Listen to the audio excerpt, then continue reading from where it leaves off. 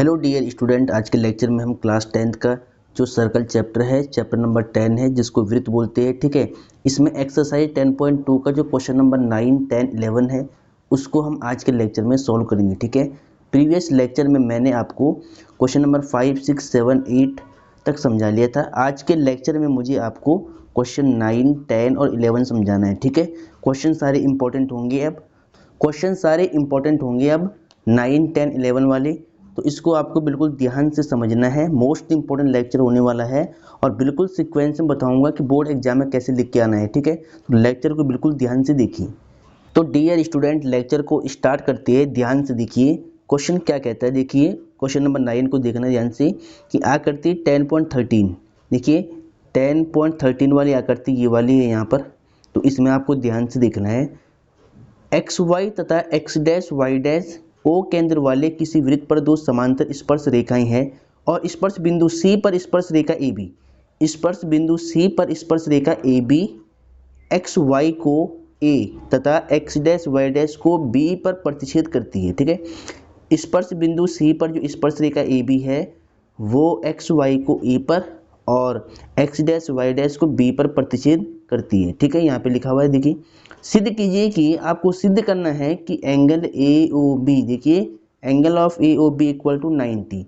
तो सिद्ध कीजिए कि angle A O B equal to 90। ठीक है, यानी ये वाला जो कोण है ना, ये वाला कोण 90 का बनेगा, ये आपको प्रूव करना है। ठीक है, क्वेश्चन मोस्ट इंपॉर्टेंट है, इस पर लिख देना आप, very very important. Board exam में ज़्यादा मार्क्स में ये क्वेश्चन आता है, तो इसको आपको ध्यान से नोट करना है। ठीक है, अब देखिए तो क्वेश्चन आपने पढ़ लिया होगा, एक बार आप भी अपनी बुक से क्वेश्चन को ध्यान से पढ़िए। अब हम इसका सॉल्यूशन स्टार्ट करते हैं, तो देखिए ध्यान से।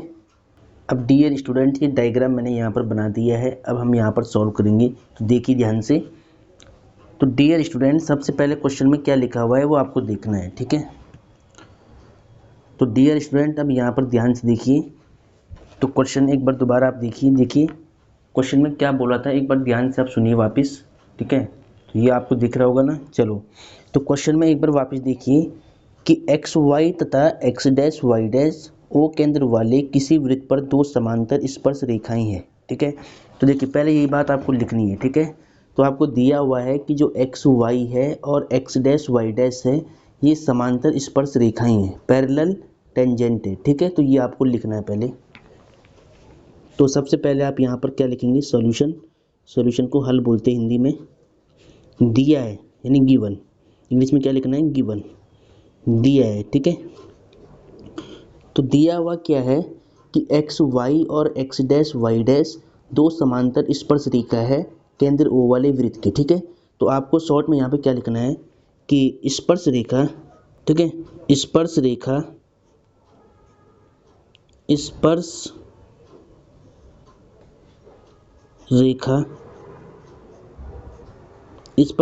जो एक्स वाई है, एक्स वाई ये समांतर है, पैरेलल है किसके, एक्स डैश वाई डैश। स्पर्श रेखा एक्स डैश वाई डैश के समांतर है। ठीक है, एग्जाम में सीक्वेंस में लिखना बता रहा हूँ कैसे लिखना, तभी मार्क्स मिलेगा। ठीक है, ध्यान रखना।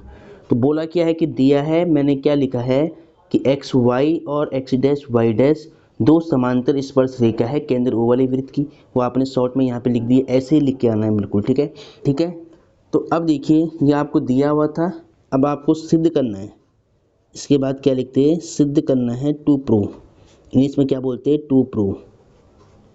तो सिद्ध करना है, तो डियर स्टूडेंट सिद्ध क्या करना है, सिद्ध करना है कि ए ओ बी जो ये वाला एंगल है, ये वाला, ये 90 डिग्री का होगा। ठीक है, तो आपको प्रूव करना है angle of A O B equal to 90 degree, 90 degree का कोण बनेगा, वो आपको सिद्ध करना है। ठीक है, इसके बाद रचना करनी पड़ेगी पहले यहाँ पे, तो यहाँ पे लिखेंगे रचना। ठीक है, तो यहाँ पे लिख दिया हमने रचना। अब देखिए रचना में क्या करना है, ओ सी को आपको मिलाना पड़ेगा, तो ज्वाइन ओ टू सी, हिंदी में क्या लिखते हैं, ओ सी को मिलाया। ठीक है, हम यहाँ पे क्या लिखेंगे, ओ सी को मिलाया। तो रचना वो होती है जो हम अलग से काम करते हैं खुद से, ठीक है, सॉल्व करने के लिए, उसको रचना बोलती है। तो हमने क्या किया, ओ सी को मिला दिया। ठीक है, तो ये वाला स्टेप हो गया। इसके बाद हम लिखते हैं उपपत्ति, जिसको प्रूफ बोलते हैं इंग्लिश में, क्या बोलते हैं, प्रूफ। तो उपपत्ति, ठीक है। तो उपपत्ति में ध्यान से आपको देखना है कि आपको angle A O B proof करना है 90, ठीक है। यानी इस एंगल की वैल्यू आपको 90 प्रूफ करना है। तो 90 कैसे प्रूफ करेंगे वो आपको ध्यान से समझना है। क्वेश्चन काफ़ी इंपॉर्टेंट है, मोस्ट इंपॉर्टेंट है। यहाँ पर आप लिख ले वेरी वेरी वेरी इंपॉर्टेंट, ठीक है। चलो अब देखिए, तो सबसे पहले देखिए इस क्वेश्चन को जो सॉल्व करने की स्ट्रेटजी होगी वो कैसे रहेगी हमारी, वो ध्यान से देखिए आप। देखिए आपको इसमें दो ट्रायंगल दिख रहे होंगे, एक तो ओ पी ए दिख रहा है, एक ओ सी ए दिख रहा है। इन दोनों ट्रायंगल को आपको कॉन्ग्रेंट प्रूव करना है, यानी सर्वांगसम सिद्ध करना है, ठीक है। सर्वांगसम बोलते हैं कॉन्ग्रेंट को, हिंदी में सर्वांगसम। तो ओ पी ए और ओ सी ए को हमें सर्वांगसम सिद्ध करना है। तो सर्वांगसम कैसे करेंगे, देखिए ध्यान से। सबसे पहले आपको इन दोनों के नाम लिखने हैं, तो हम लिखेंगे यहाँ पर, तो हम लिखेंगे यहाँ पर त्रिभुज ओ पी ए और त्रिभुज ओ सी ए, त्रिभुज ओ सी ए में। तो इन दोनों त्रिभुज में आपको ध्यान देना है। देखिए इन दोनों को सर्वांगसम सिद्ध करना है। तो सर्वांगसम करने के 5 रूल थे, ठीक है। अब यहाँ पर कौन सा लगेगा वो ध्यान से आप देखिए। देखिए एक बाह्य बिंदु है और बाह्य बिंदु से वृत्त पर पी ए और ए सी दो स्पर्श रेखाएं हैं, ठीक है। बाह्य बिंदु ए से देखिए वृत्त पर पी ए और पी भी दो स्पर्श रेखाएं हैं। तो आपको पता है प्रमेय कि बाह्य बिंदु से वृत्त पर खींची गई स्पर्श रेखाएं बराबर होती है। तो ए पी और ए सी बराबर हो जाएगा, क्योंकि ए बाह्य बिंदु है और ए पी और ए सी स्पर्श रेखा है, तो ये इसके इक्वल हो जाएगा, ठीक है। और देखिए ओ ए दोनों में कॉमन आ रही है साइड, यानी उभयनिष्ठ साइड है, ठीक है। और देखिए ओ पी और ओ सी एक ही वृत्त की त्रिज्याएं हैं, ये भी इक्वल होगी, ठीक है, क्योंकि ये भी त्रिज्या है और ये भी त्रिज्या है। तो एक सर्कल की जितनी भी रेडियस होती है सब बराबर होती है, तो ये दोनों त्रिज्याएं बराबर होगी, ठीक है। देखिए ये साइड इसके इक्वल, ये इसके इक्वल, और ये साइड दोनों ट्रायंगल में बराबर होगी, कॉमन साइड होगी, ठीक है। तो ये बराबर होगी, तो साइड से ये दोनों ट्रायंगल सर्वांगसम हो जाएंगे, ठीक है। तो वही बात मैं यहाँ पर लिख रहा हूँ अब, ठीक है। तो अब देखिए यहाँ पर सबसे पहले हम क्या लिखेंगे, ए पी इक्वल टू ए सी। क्या लिखना है, ए पी इक्वल टू ए सी। ये दोनों बराबर होगा। बराबर क्यों होगा, स्पर्श रेखाएं, ठीक है, स्पर्श रेखाएं। आप यहाँ पर थ्योरम में लिख सकते हैं पूरे कि बाह्य बिंदु से वृत्त पर खींची गई स्पर्श रेखाएं, ठीक है।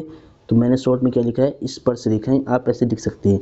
उसके बाद क्या है, ये इसके इक्वल है, ठीक है। उसके बाद यहाँ पर देखिए कि OP और OC दोनों त्रिज्याएं हैं। अगर ये R होगा तो ये भी R होगा वृत्त का, ठीक है। तो दोनों बराबर होते हैं सेंटर से, तो हम बोलेंगे OP इक्वल टू OC। यहाँ पे लिखना है एक ही वृत्त की त्रिज्याएं, रेडियाई ऑफ सेम सर्कल, एक ही वृत्त की त्रिज्याएं, एक ही वृत्त की त्रिज्याएं। तो ऐसे आपको लिखना है। क्वेश्चन इंपॉर्टेंट है, ध्यान रहे, ठीक है। चलो अब देखिए ये त्रिज्या इसके इक्वल होगी। ओ ए दोनों ट्रायंगल में आ रहा है, यहाँ पे लिखना ओ ए इक्वल टू ओ ए, उभयनिष्ठ। इंग्लिश में कॉमन बोलते हैं, हिंदी में क्या बोलते हैं, उभयनिष्ठ, ठीक है। तो यहाँ पे लिखेंगे हम उभयनिष्ठ। अब देखिए ये भी साइड है, ये भी साइड है, ये भी साइड है। तो साइड के रोल से ये दोनों त्रिभुज सर्वांगसम होगी, ठीक है। तो यहाँ पे लिखना है त्रिभुज ओ पी ए सर्वांगसम होगा त्रिभुज ओ सी ए, ठीक है। किस नियम से हुआ, तो यहाँ पे लिखना है बाय ट्रिपल साइड रूल, ठीक है। इसको इंग्लिश में लिखना होता है, ध्यान रहे। हिंदी वाले बच्चों को ये रूल का नाम इंग्लिश में लिखना है, इस बात का ध्यान रहे। तो अब देखिए ध्यान से, यहाँ तक हो गया। अब ये दोनों ट्रायंगल सर्वांगसम होगी, तो यहाँ से क्या होगा, यहाँ से देखिए ये वाला एंगल और ये वाला एंगल दोनों इक्वल हो जाएगा बाई CP/CT से।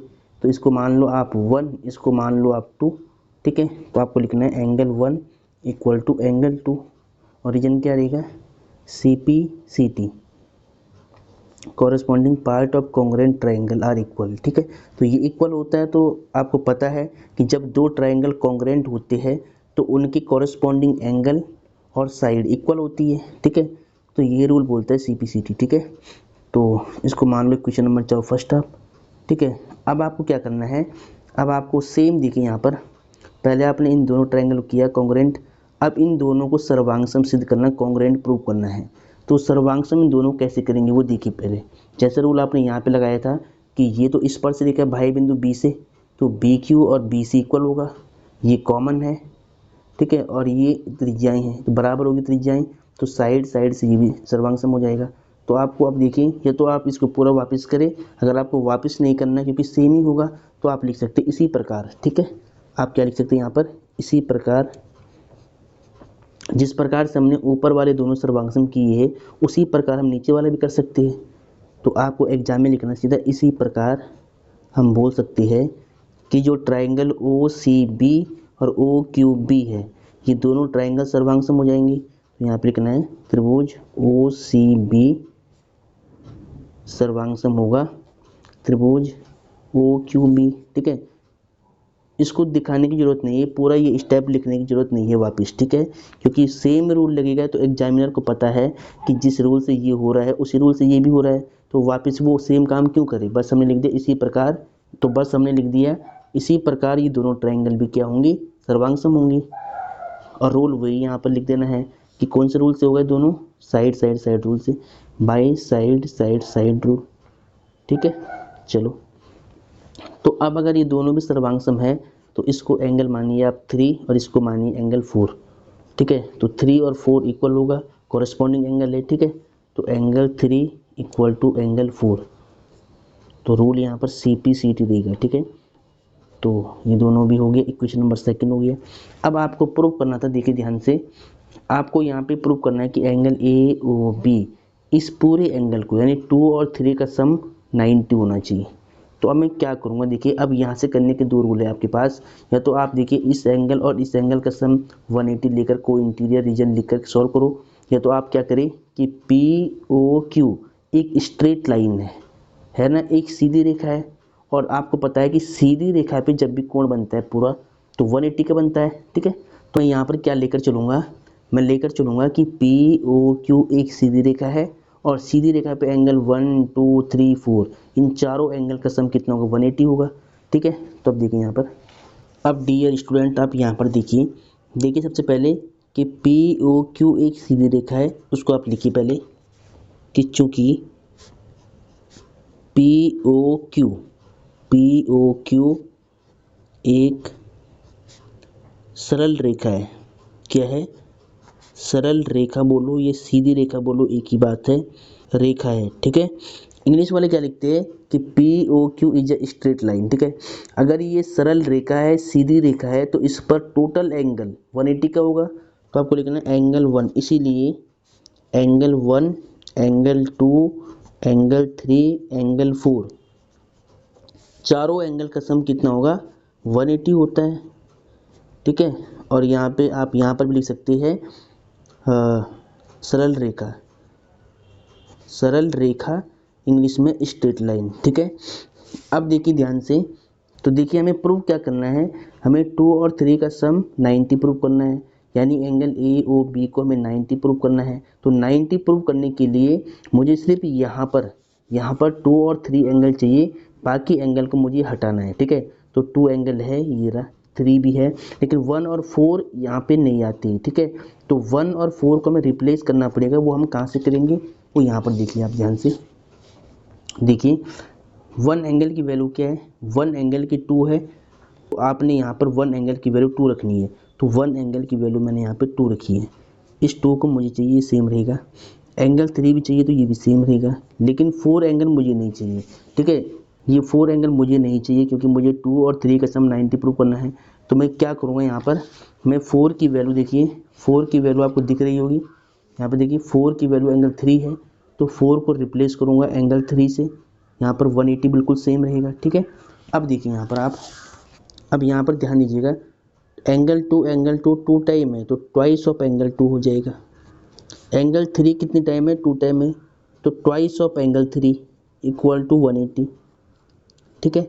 अब देखिए इन दोनों में 2 कॉमन है, तो यहाँ से आपको 2 कॉमन निकालना है, तो यहाँ एंगल 2 बचेगा, यहाँ एंगल 3 बचेगा, 180 हो जाएगा, ठीक है।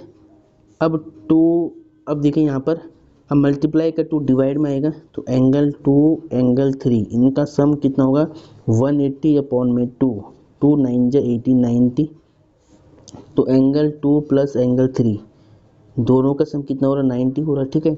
अब 2 और 3 एंगल कौन सा वाला एंगल है वो देखिए पहले आप, देखिए यहाँ पर 2 और 3, जब 2 एंगल में 3 एंगल ऐड करेंगे तो हमें क्या मिलेगा, ये एंगल मिलेगा पूरा, और ये एंगल कौन सा है, ए ओ बी है, ठीक है।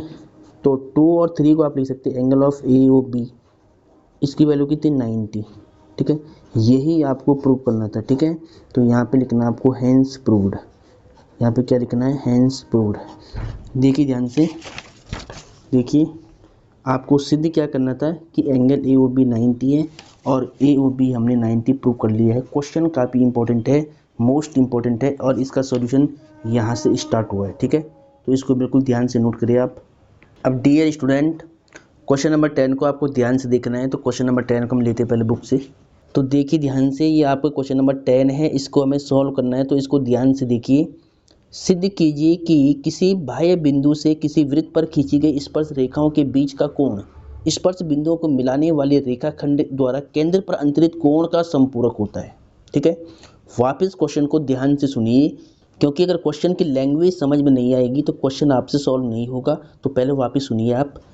सिद्ध कीजिए कि किसी बाह्य बिंदु से किसी वृत्त पर खींची गई स्पर्श रेखाओं के बीच का कोण स्पर्श बिंदुओं को मिलाने वाले रेखाखंड द्वारा केंद्र पर अंतरित कोण का संपूरक होता है, ठीक है।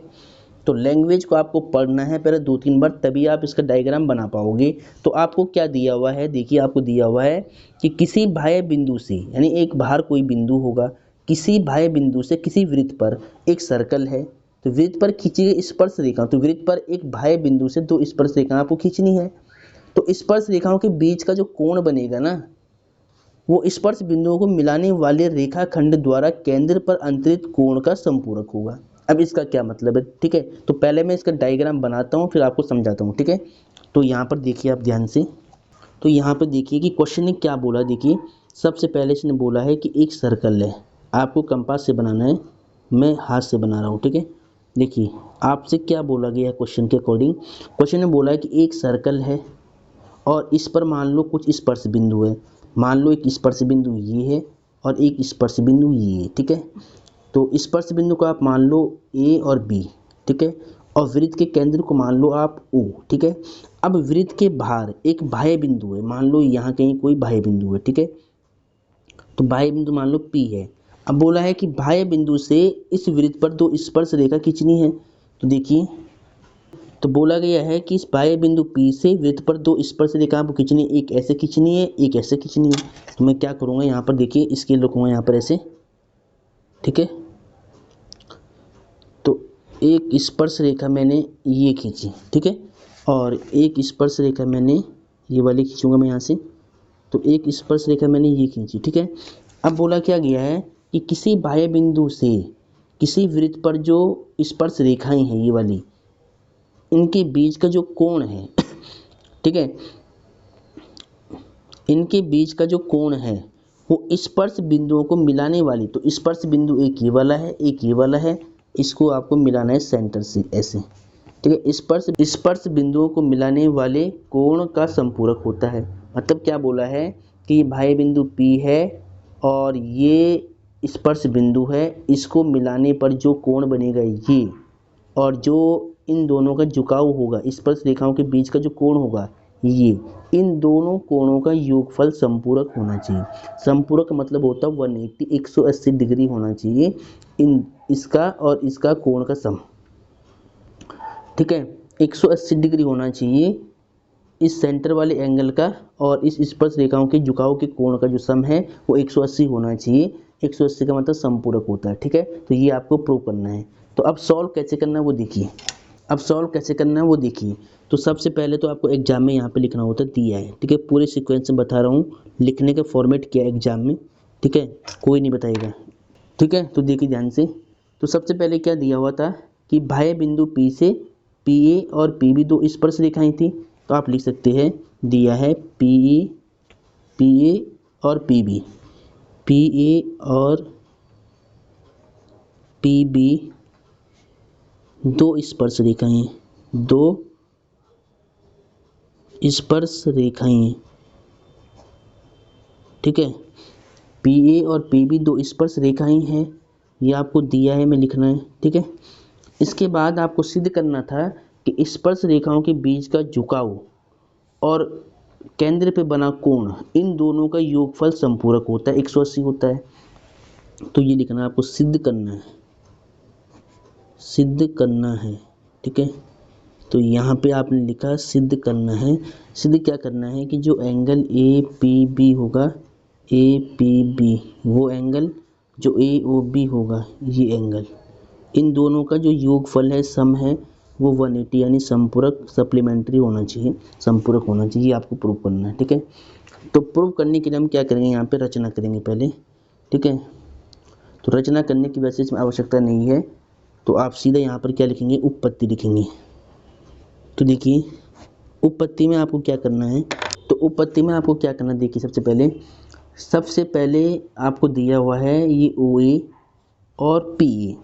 तो ओ ए है त्रिज्या और पी ए स्पर्श रेखा, तो त्रिज्या और स्पर्श रेखा लंबवत होती है।